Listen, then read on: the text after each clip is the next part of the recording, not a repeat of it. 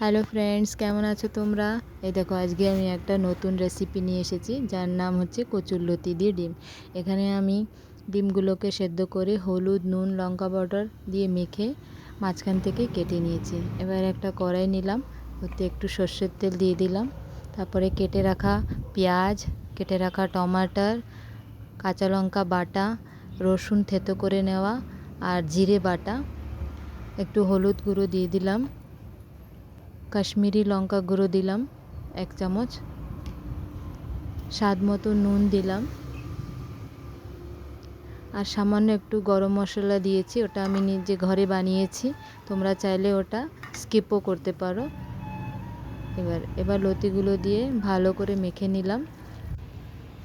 এবার একটা প্যানে ঢেলে দিয়ে আর একটু সরষের তেল দিয়ে ওটাকে একটু মেখে ওর উপর থেকে ডিম দিয়ে সাজিয়ে দেব। তোমরা চাইলে এটা কলা পাতাতেও তৈরি করতে পারো, কলা পাতাতে তৈরি করলে দারুণ হবে।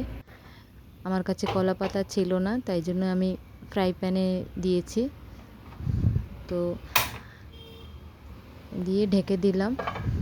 15 মিনিট পরে ঢাকনা খুলে একটু হালকা করে নেড়ে চেড়ে দেবো, যাতে ডিমের কুসুমটা বেরিয়ে না যায়।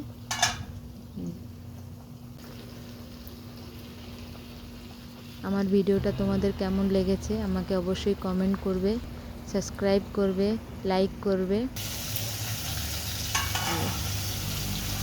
ধনেপাতা দিয়ে এটাকে নামিয়ে দেবো। তৈরি হয়ে গেল ডিম দিয়ে লতি। তোমরা অবশ্যই ট্রাই করবে।